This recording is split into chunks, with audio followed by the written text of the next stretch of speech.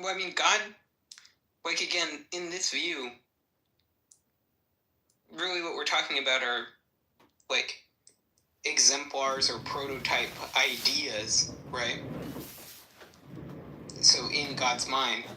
Now, yeah, the resemblance. Now, it's not like there's no diversity within God, real diversity within God, right? So for us, two thoughts would be too distinct from each other. You know, in God, obviously, there can't be such a distinction because of his simplicity. But then, second, I mean, another respect in which they're analogical is that God's thought is like a higher on the chain of being than the thing it's about. So, like, Milith is contained within God's conception of Milith in a way that makes God's conception of Milith like the right sort of thing from which a Milith can proceed as like a faint, pale imitation, you know? Like, what makes you Milith is the resemblance that you have to God's conception of the perfect Milith. Now, obviously that's very different from creaturely thoughts, right?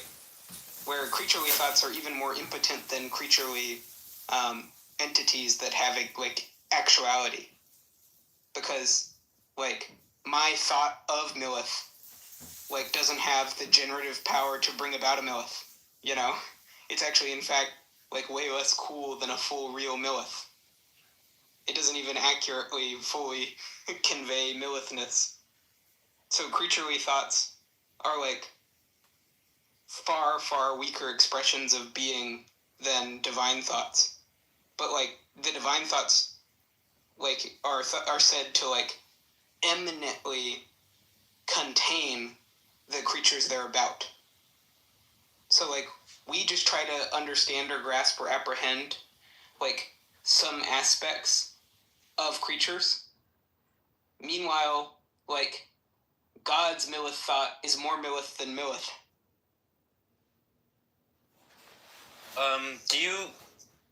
This actually last thing, and then I'll shut up. I'm sorry. No, it's fine. I don't mind. I mean, other people may. No, I know. I just want to let other people talk in the room. Do you think there's any univocal predication about God? Well, it depends on what you mean, because in a technical sense, no, right? Which is what Aquinas is saying. But what he really means by that is just God is in a different genus, you know, than anything else. And so, like, the sense in which God is said to exist is different than the sense in which creatures are said to exist. And so, therefore, basically anything that's predicated of God has to be analogical, because anytime you're making a predication across genuses, there's going to be, you can never do so univocally. Yeah, that's interesting. Thanks a lot, man. Yeah, no problem. So something that I'm a little bit confused about with propositions is there's like all these mysteries about it, but when I just think about it intuitively, it seems not mysterious to say, hey, like, there's a hypothetical state of the world that, like, might be the way the world is or might not be the way the world is. And then, like, I mean, what is that ontological state of that hypothetical state of the world? I mean, I don't know. It's like, I don't know, a description. It's just like a list of ways the world. It's just like literally just a description of a world state. I don't know. That feels like not mysterious to me. So what am I missing? Well, I mean, a lot of it is just based off of this idea that's like, if we ever assert, you know, what is it that your thought's conveying that my thought's also conveying, this proposition? And then we ask, oh yeah, we're both conveying the same proposition. And then it's like, okay, what is that? And then basically whenever you try to tell me which thing in reality it is, that's when basically people can start debating, right? So, if you start talking about a world state, right? Well, if my proposition is true and actually refers to a world state of the actual world, great, that's really easy, right? Because we all believe in those already. But then when my proposition represents a world state that's not actual, right? so it's merely possible, right? In this case, then we're like, okay, what in the heck is a possible world state? Like, where is that? Well, can I go? Will I find it in the moon? Like at the Louvre? Where do I find it? And then people start giving different answers to that question. That's where the controversy is going to arise. Is, what is it? Is it just a thing that exists outside of space and time? So it's an abstract entity, Is that just all possible worlds? Is that what we're conveying? And so these are aspects of possible worlds, and these are abstract, ethereal possible worlds. Or you could go real crazy like David Lewis and be like, no, like, possible worlds are just like the actual world, except actual is just like around here, but they're just as concrete and real as this. Yeah. Just for those people that happen to reside there, we just don't happen to reside there. So you can go crazy like that. Then you can start telling other stories where you're like, no, guys, you're going nuts because you're way too committed to this, like, if we say something like there exists P, then there has to be some concrete entity P out in the world that we're committed to actually existing. But really, when we're saying here's a possible world, really what we're doing is actually this like parenthetical statement that's like, here's an aspect of actual things,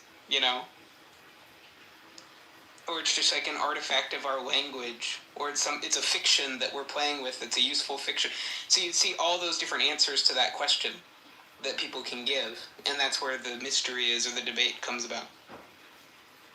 Yeah. I mean, why, if I say that there's a description, a hypothetical description, do I need to be ontologically committed to anything? It seems like I could just say, like, listen, what I gave is a list of hypothetical properties.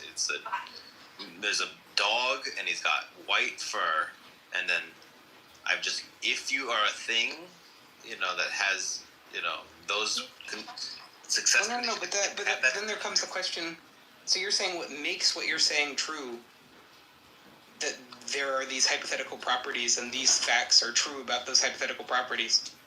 And I'm asking, well, what the heck is a hypothetical property? It's just like a verbal description of a state of affairs, or I just feel like descriptions of things are not too mysterious. Like I can describe, hey, well, no, but here's the problem: is just when you're asked to basically go beyond just saying the thing that we're inquiring about, like just using the term that refers to it, and then you're like, yeah, but what is the thing in reality that you're referring to, that you're like informing us about, that makes what you're saying true? That's where the controversy arises. So there's something informative about what you're telling us, right? There's something about the world that really is true of the world that I didn't know before, that I'm learning when you bring this to my attention. And the question is, what aspect of reality is that? Because with like tables and chairs and particle colliders and stuff like that, it's more straightforward. You can go bump into them, right? Yeah.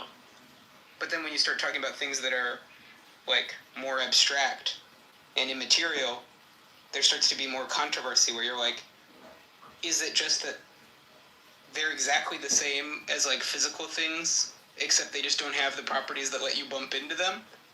Or is there some sense in which they're like, they supervene on the physical, or like are fully grounded in the physical in a way where they're sort of just like really entirely derivative, where they're sort of like different ways of speaking that help you convey aspects of physical things? Or is it, no, what you're saying, like, this is purely a mental construct that we're sort of imposing on reality, but isn't telling us anything about the world?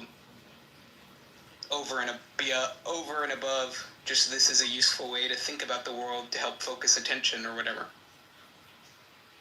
Yeah.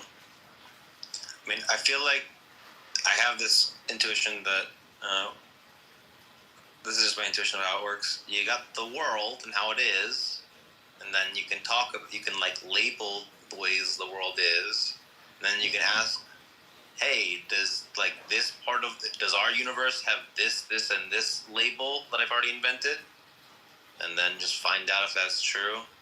Yeah, but there's a thing about reality that makes it fitting or not fitting to say things like,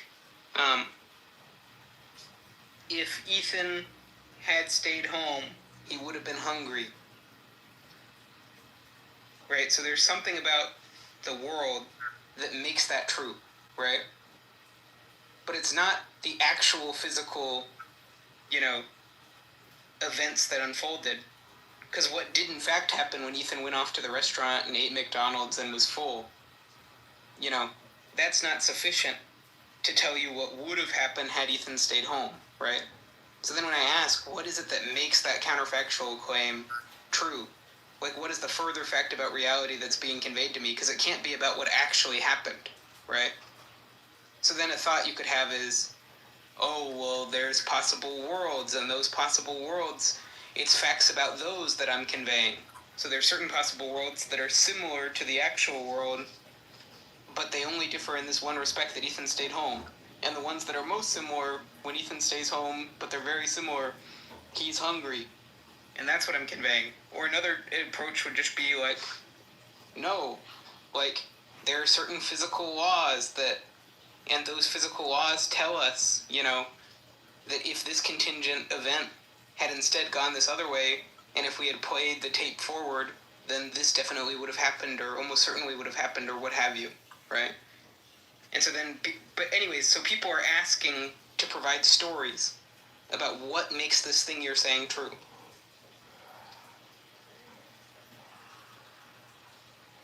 Yeah. Well, I feel like what makes the thing true is just how the world is. Yeah, but that's not helpful. But then, like, what is it that is like what is the ontological status of a description of how the world is? It's like, I don't know. Like, we have word meanings, and word meanings convey states of the world. So I don't know. It's just like. Okay, but so again, that's not helpful, because so there's the way the world is. Yes, that is true, but it's not informative, right? Because the question that's being posed is like, what aspect of the way the world is, right? What is the feature, what is the thing that's constitutive of the way the world is that this is picking out, right? So like if I told you like, this glass is 105 degrees Fahrenheit, and then I ask you, oh, what makes that true? If you told me the way the world is, that wouldn't be helpful, right? But if you told me, oh, there's this much kinetic energy and these particles are moving this fast, okay, that's moving forward in terms of what that temperature is conveying to me about how the world is, fundamentally, right? So if you see the difference between those answers to that same question, what is being conveyed about the way the world is when I say this mug is 105 degrees Fahrenheit? If you can see that that's just because that's the way the world is. That's not helpful. But telling me, oh, it's about kinetic motion, okay, that's more helpful.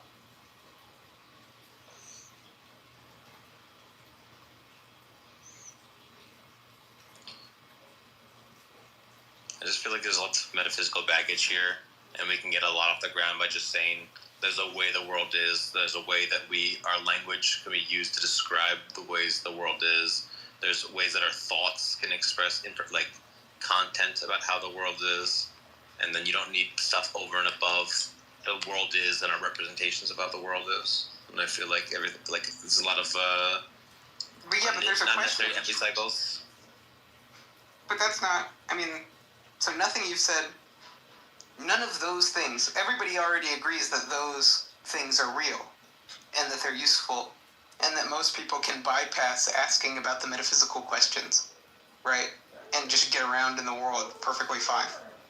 Like, you don't need to be an expert on what causation is in order to use causal reasoning in your day-to-day life, in a way that's sufficient for most everyday tasks that you have.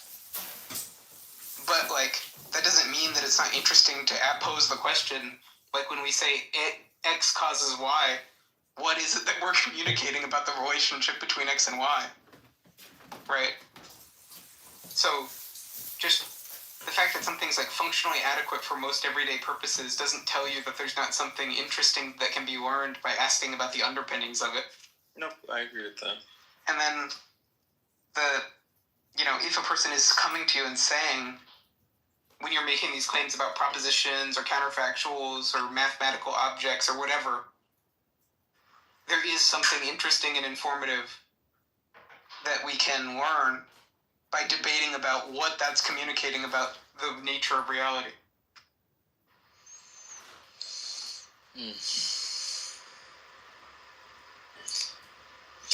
I mean, it might be helpful to be concrete about this and just say, okay, let's just take like a given proposition. Like Sam lives in New York State. Okay, there's a proposition. Okay, well, like what? It could be true. It could be false. Like I could be, actually in the Bahamas right now. I could be lying to you all. It could be, true. No, it happens to be true that I do live in New York State right now.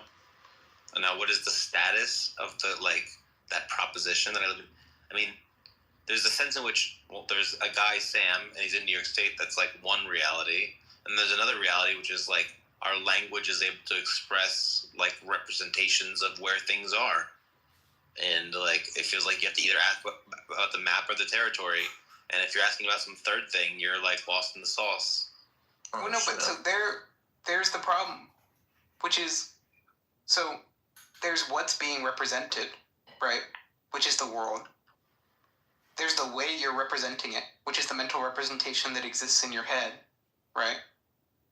Then there's some content of that mental representation that is neither the way the world is, nor the way you're representing it as being, right? And that can be shared by people like you and me. And then we can ask that shared content that's neither the exact representation in your head nor the exact representation in mine. What is that thing? Where is that thing? Etc.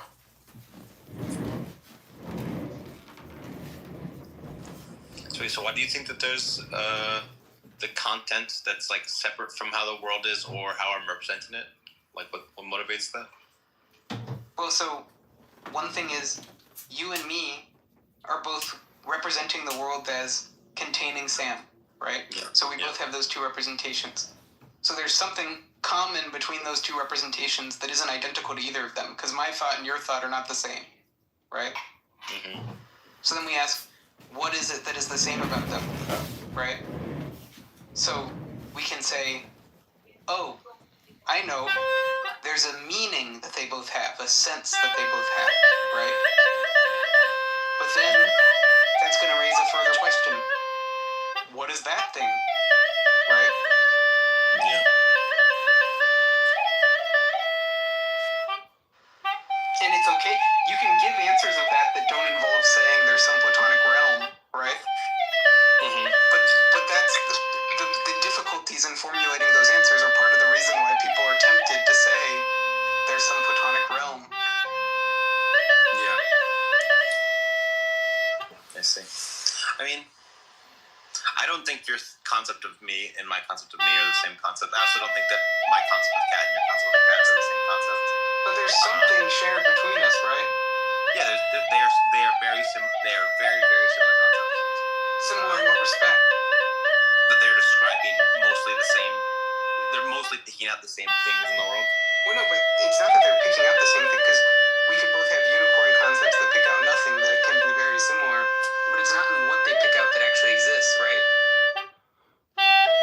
Well, I mean, It's in what they're sort of saying about the world, whether or not the world is that way or not, and what it is that they're trying to do, right? So there's two aspects there. well, with the unicorn thing, if there was a unicorn that got instantiated, we both agreed that it got instantiated. So Yeah, but there's nothing in reality that we're both picking out. There's something that's common. Like it's true that our thoughts are common to each other. I mean, there's something common between our thoughts, whether unicorns exist or not. So therefore, because the unicorns aren't out there in the world, the thing in virtue of which our two thoughts are similar can't depend on what's in the world. yeah, it's the method of trying to pick things in the world that I'm saying is the Right, exactly. So basically there's something that we're attributing to the world, and there's something that we're basically success conditions that we have for whether we've succeeded or not succeeded by attributing that to the world. right? So basically, there's a meaning, what it is that's being said about the world, and there's the success conditions or the truth conditions for that attribution of something to the world. Okay, great. So those are propositions. Now, what is it that basically constitutes those propositions? Because it's not the things out in the world, and it's not our thoughts. So it has to be something that's common to both thoughts. I mean, I guess what I would say what makes our cat concept the same is that, like, we are the algorithm that you generate what the success condition would be is like very, very similar, such that like we would agree 99.9999% of the time about what, like, we agree that lamps aren't cats, we agree submarines aren't cats, we agree, and then there's gonna be some gray area where like, Okay, but so now you've given an answer. if I show you a 7-legged feline, or if I show you I get it. cat that's an alien, you like we might agree about how cat it is. Yeah. Just the thing there is, now you're giving an account to try to solve this problem, but it's going to raise further complications. So, for instance, there's a dispositionalism that you've just invoked. So, could it be that I have a thought that invokes a cat concept, even though I'm disposed to misapply my cat concept or my true concept, right? So, like, for instance, like, it could turn out that I just suck at math, right? So what I'm disposed to do is say that 2 plus 200 equals 5 million, right? Now, one thing to say is, you suck at math, so you just got the wrong answer. But then if you're telling me that what I mean and what the success conditions are is just determined by the algorithm that I myself use to grade myself, then if I'm a stubborn guy who won't correct my answer no matter what, that doesn't seem right. Or like, it seems like a lot of my concepts, like my addition concept, are infinite, you know? But like, my brain is finite. And so like, if I actually try to compute, you know, this like 10 to the 9 quadrillion precision decimal, it turns out, no, it's not that I would give the correct answer, it's that my head would explode. And so then you start seeing there's a problem there if the thing that I'm saying, like basically if I'm grounding the meaning and the success conditions, if I'm grounding those entirely in the intrinsic properties of my mental states and the dispositions that I have towards evaluating things, there's a problem, which is that doesn't seem fully adequate.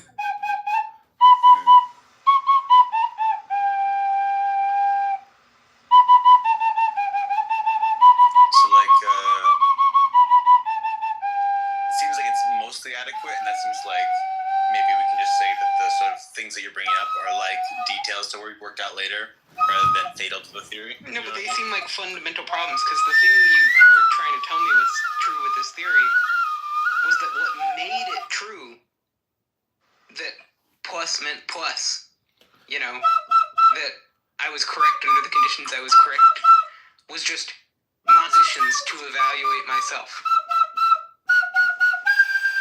And it seems like that's just wrong, like is what these examples are showing.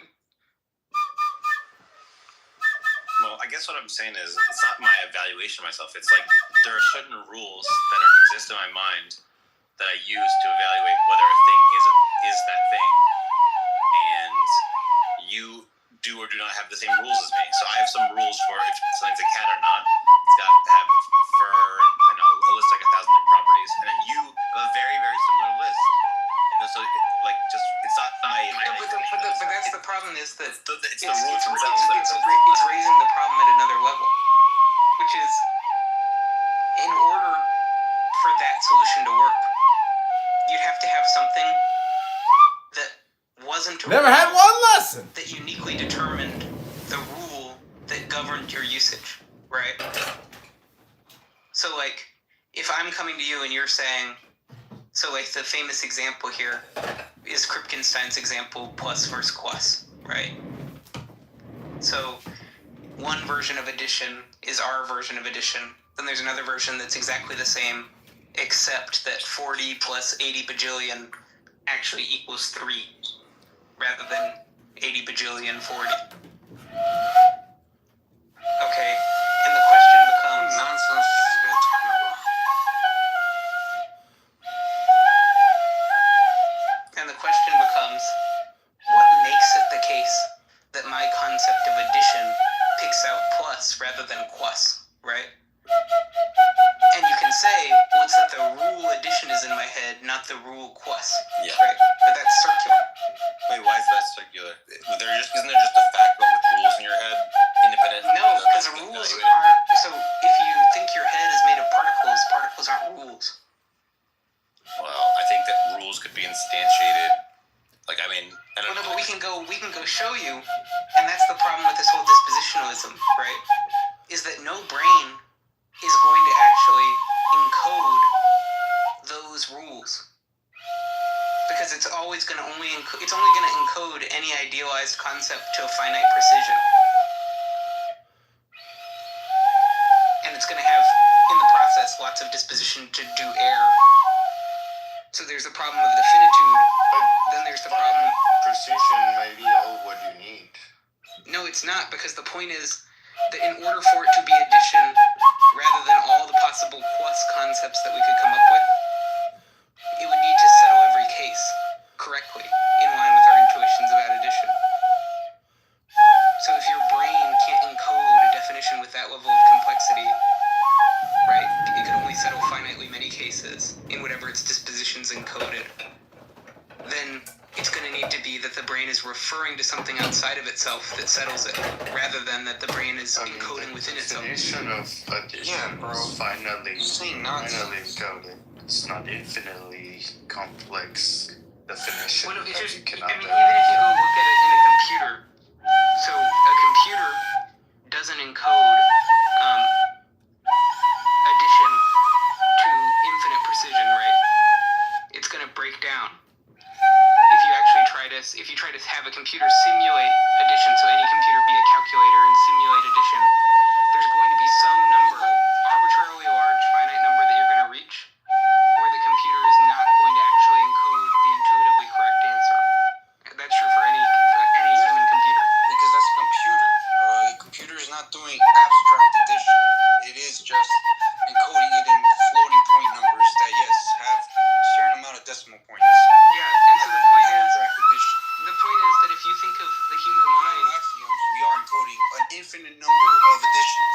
no, but the point is that you don't get to invoke the piano axioms, because the point is, how are they encoded by a computational substrate that's physically implemented, right? What's that? You can encode it in a few lines of code. What are you No, talking you can't. Yes, No, you can't. Yes, you can. Okay, bro. No, you literally can't. Literally, a fucking...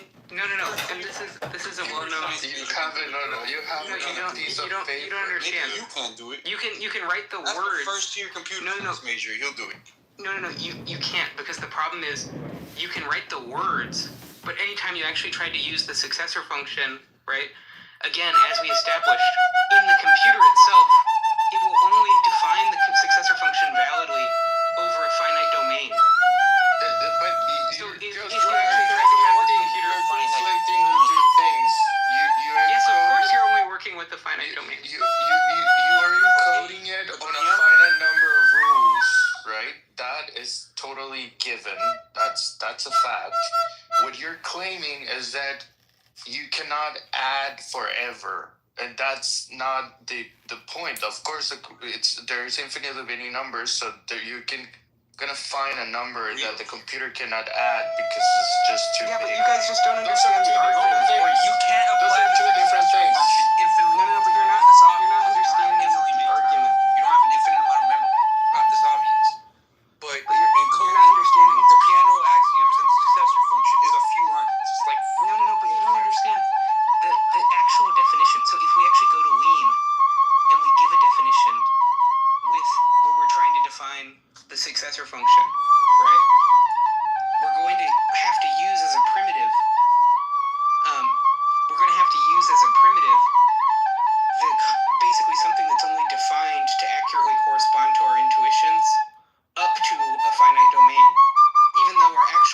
concept has an infinite domain and would have to be validly defined over that entire domain. Okay, fine. And this is still computers. Yes, computers only have a finite amount of memory.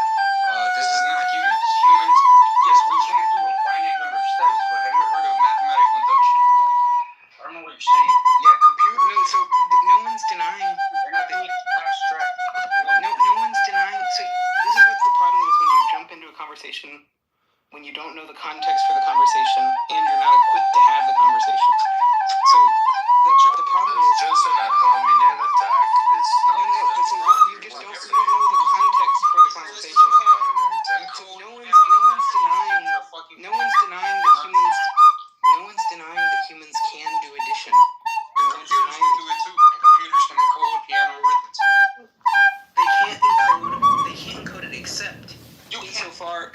No, they can't encode it except insofar. Can you please allow me to finish speaking? You're wrong. No. Can you please just allow me to finish speaking? Yeah, please. You gotta chill. One at a time, everybody. They can encode it only insofar as the human takes a symbol and then ascribes to it a meaning, right? So the human is imposing the meaning upon the symbol. And so if the person then says, I agree, every time the computer prints this output, I'm going to interpret this as corresponding to my concept of, say, the successor function. So I just use this symbol, right?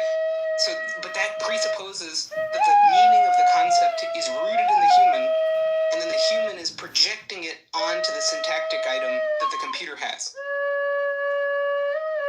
So an uninterpreted symbol will have no meaning whatsoever. The computer, though, it will be useful in performing certain operations for us because we can impose interpretations upon its symbols that correspond to our concepts. So we can decide to interpret the syntactic items in line with the concepts that we have. I mean, going back to your original statement, right? You could encode the piano accents in a computer, and you can understand them regardless of not like humans can understand that, and you only need finally many symbols to understand those axioms. Never had one lesson. About needing infinity and like my concept of plus needs infinite accuracy. It's nonsense. You don't need infinite accuracy to encode what the plus sign means. No, but you just need ignored what I just said. I came back to No, but what I just said in response to what you said. Wait. To your original claim, You can only encode piano. No, but I just told you what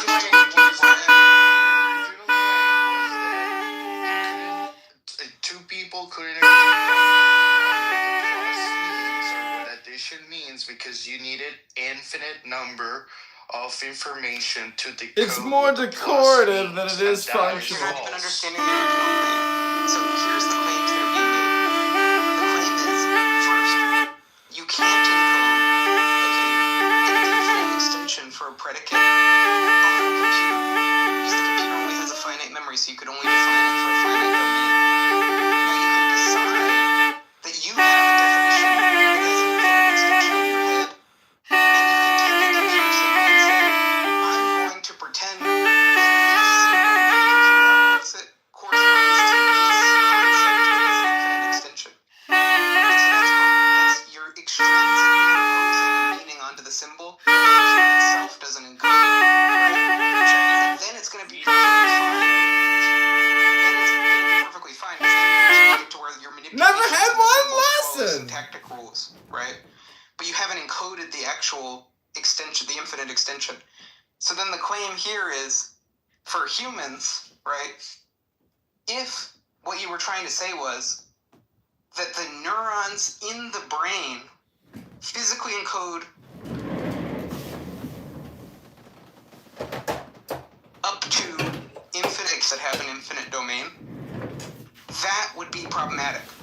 So therefore, what makes it to where your concept of addition means what it does can't depend upon the finite memory resources that are available to the brain. So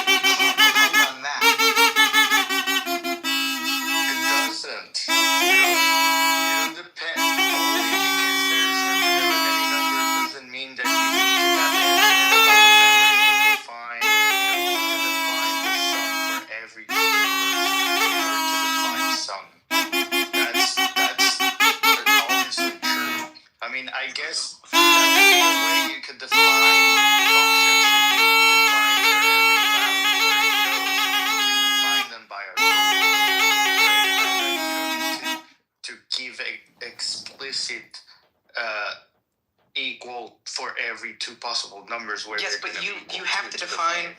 So when you invoke the plus symbol or the successor symbol, what makes it the case that the successor of 42 is 43 and not 45, right? The meaning of that successor symbol. The definition of 43. No, but the The successor definition symbol. of 43 is the successor of 42. No, but that's the problem is that when you actually define. You're saying something you don't know about. You're telling me How do you think of 43 pocket is the calculator? successor of 42. No, but the point is, that's my point. That's what you're not getting. That's my point. To have infinite precision and like how do you think a calculator works? A calculator doesn't work. A calculator will break down once you go past a certain finite number. If you try to That's my argument. complex numbers. That's my argument. That's irrelevant. No, it's not. 'Cause that's my whole point.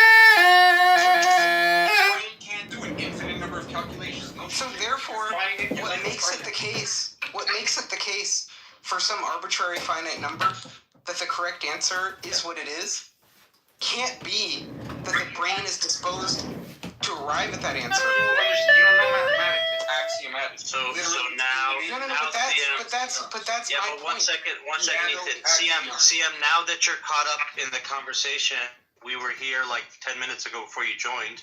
Let's let him continue the conversation with Sam. You guys jumped in at a point and started contending some other thing that he wasn't claiming. Now you're back to he was from the beginning. So just listen a little bit more before you jump into conversations. It's not really constructive. We wasted the last 10 minutes. Maybe we can let him and Sam. He didn't say anything wrong. You just weren't listening. You just reached the point now. You reached the point now that he was at 10 minutes ago. You reached the point now. You reached the point now that he was at 10 minutes ago. So if you guys could mute up for a second, we can hear where this. We can hear the rest of the context of this. We can actually hear the rest of the conversation and see what was being discussed. I don't know if you understand how logic works. Never had one lesson.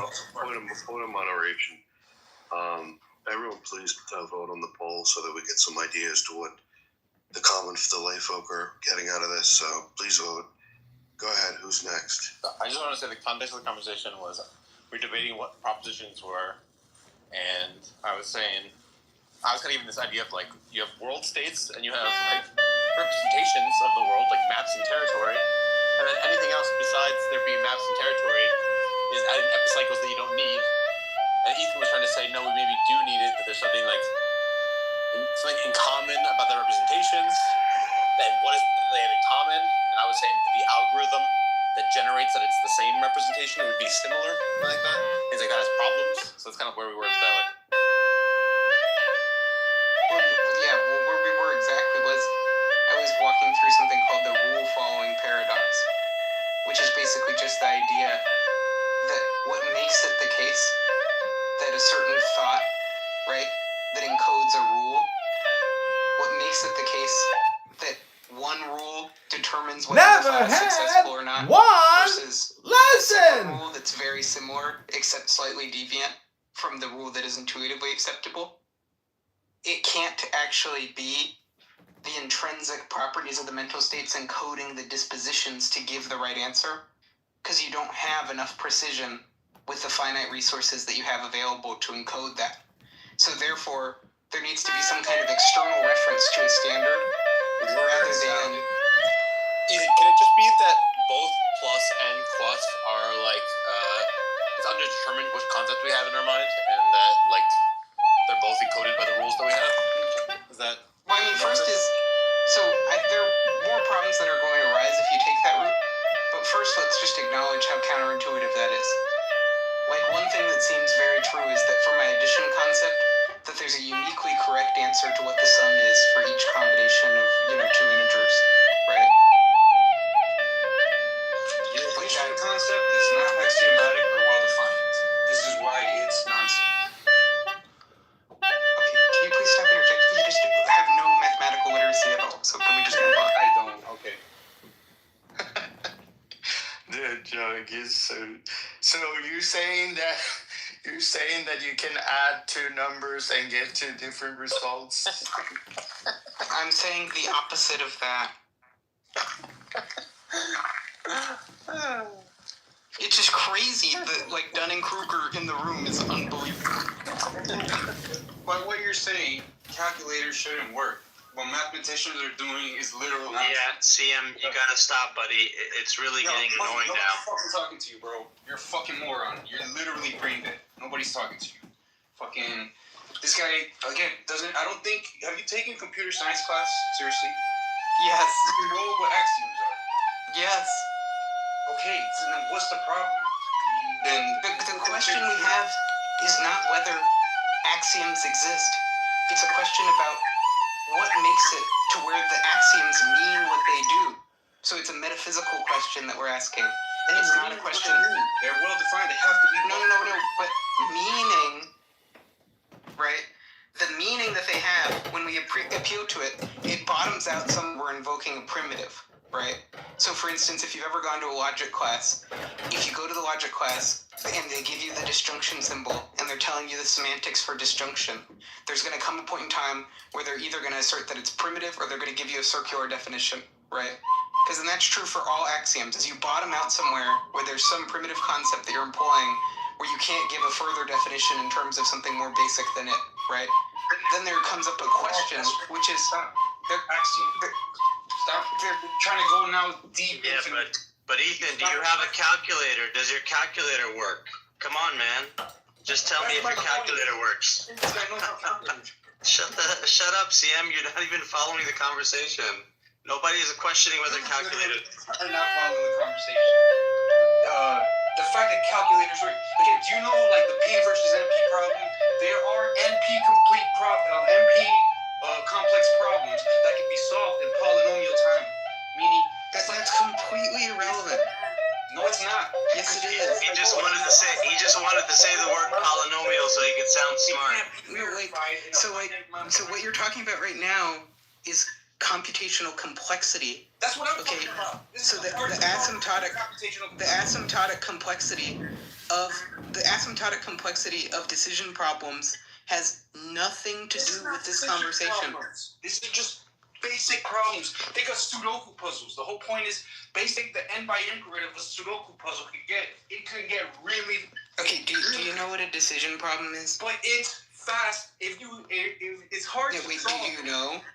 Sure, if you solve an n by Do you n, know? that might take a long time. Do you know what a decision problem The is? solution is fast. Do you know what a decision It's problem is? polynomial time. Do you know what a You decision know what I problem just is? said? Do you know what a decision problem is? Yes. What is it? I mean, a decision problem. The fuck are you talking about? Like Yeah, just give me the answer to the... traveling salesman or fucking. No, like a definition, not an example. Regardless, that's not what this is Okay, about. so yeah, it's part of the definition of P equals NP. P versus NP is about, again, A decision problem is just... A decision problem is a problem... Yeah, the point is a decision problem is a computational problem with a yes-no answer. So if you look at it, validation, verification, right, for non-deterministic polynomial time corresponds to the decision problem, right? Sorry, again, say it again? So verifying whether you have a solution is a decision problem, right? It's just a problem with a yes-no answer. Either yes, you have a solution, no, you don't. Exactly. That's what I'm talking about. You can't verification does not. Right, but you just dismissed my okay. Well, it sounded either like you're saying that you cannot define the plus correctly. Like you cannot have a precise definition of plus. So is that your claim that we cannot define what plus means? No, my claim is not that we can't define it. I'm saying there's a certain way that we can't define it, which doesn't mean it can't be defined at all. Yeah, I invited them all to the giant Kitover Christmas downstairs. Okay, so plus could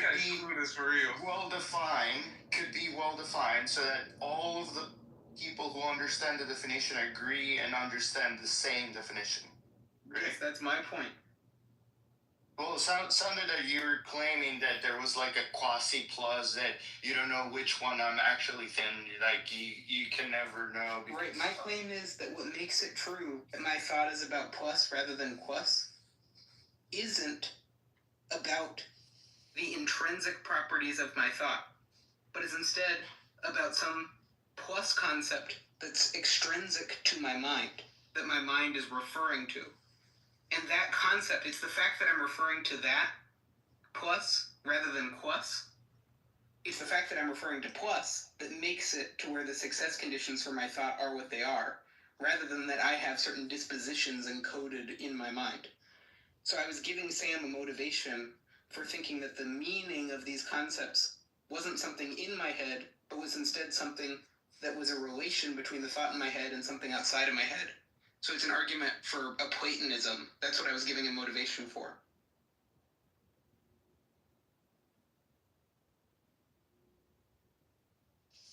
Yeah, don't we have?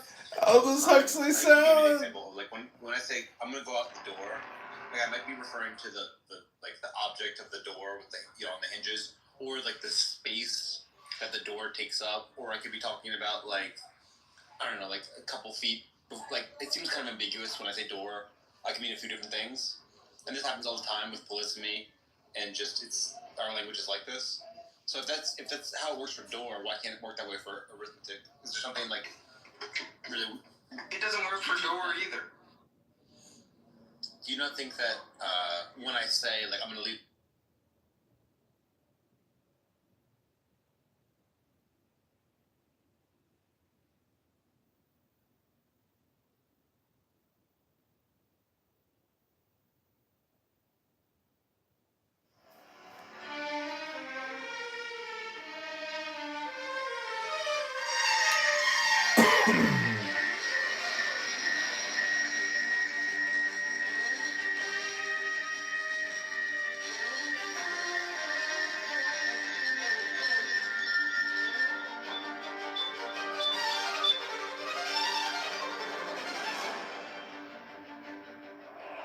Man has the right to live by his own law, to live in the way that he wills to do, to work as he will, to play as he will, to rest as he will, to die when and how he will.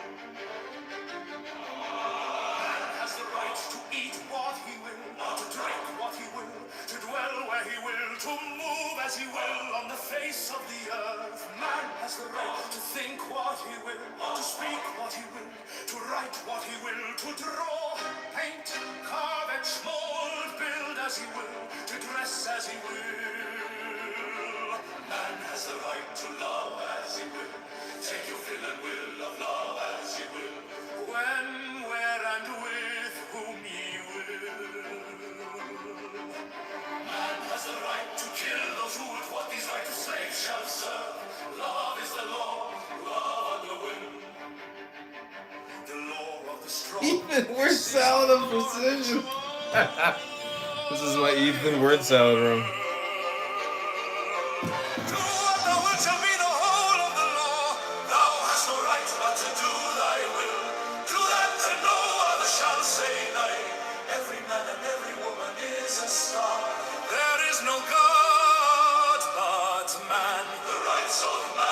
Master Therion, Freda Bergerau, Alistair Crowley, the Master Alistair Crowley. Man has the right to live by his own law, to live in the way that he wills to do, to work as he will, to play as he will, to rest as he will, to die when and how he will. Man has the right to eat what he will, to drink what he will, to dwell where he will, to move as he will on the face of the earth. Man has the right to think what he will, to speak what he will, to write what he will, to draw, paint, carve, etch, mold, build as he will, to dress as he will. Man has the right to love as he will, take your fill and will of love as he will, when, where, and with whom he will. Man has the right to kill those who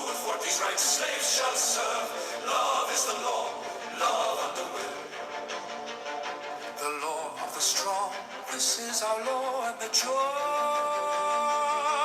of the world. Do what thou wilt shall be the whole of the law. Thou hast no right but to do thy will. Do that and no other shall say nay. It's up to people to make the decision. There is no God but man. The rights of man. Master Therion. Alistair Crowley. Alistair Crowley. The Master Alistair Crowley.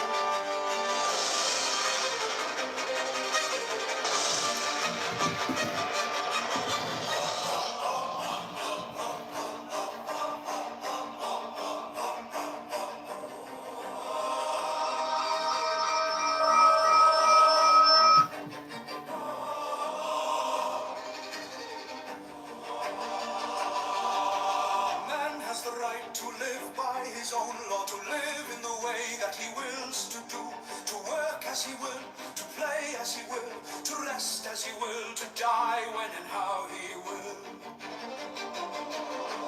Man has the right to eat what he will, to drink what he will, to dwell where he will, to move as he will on the face of the earth. Man has the right to think what he will, to speak what he will, to write what he will, to draw, paint, carve, etch, mold, build as he will, to dress as he will. Man has the right to love as you will, take your fill and will of love as you will, when, where, and with whom ye will. Man has the right to kill those who would want these rights. Slaves shall serve. Love is the law, love under will. The law of the strong, this is our law and the joy of the world. Do what thou wilt shall be the whole of the law. Thou hast no right but to do thy will. Do that and no other shall say nay. Every man and every woman is a star. There is no God but man. The rights of man. Master Therion. Freya Burrow.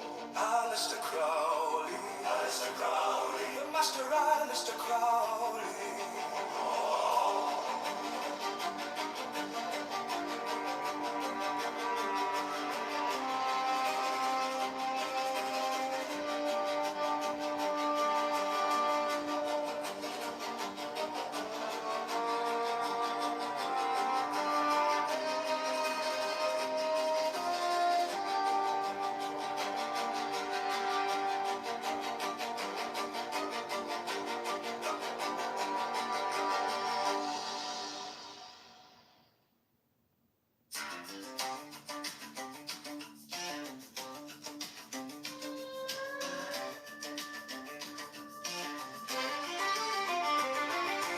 Man has a right to live by his own law, to live in the way that he wills to do, to work as he will, to play as he will, to rest as he will, to die when and how he will. Man has a right to eat what he will, to drink what he will, to dwell where he will, to move as he will on the face of the earth.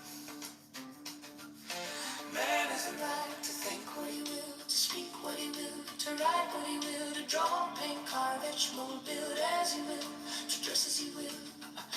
Man has the right to love as he will, take your fill and will, love as you will, when, where, and with whom he will. Man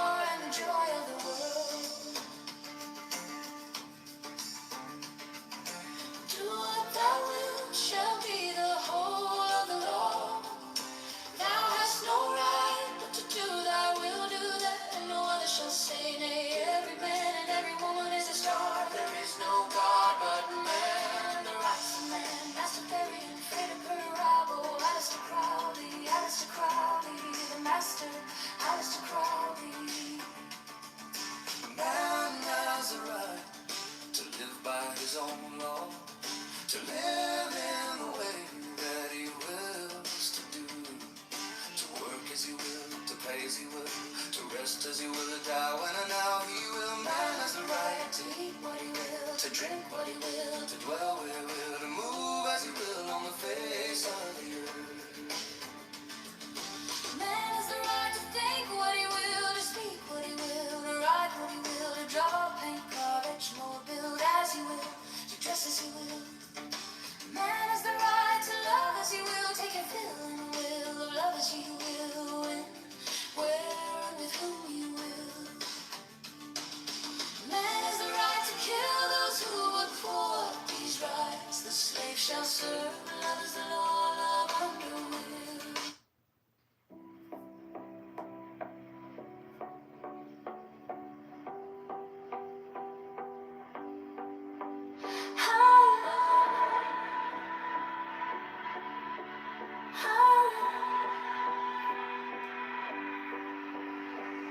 Time drips slow like honey.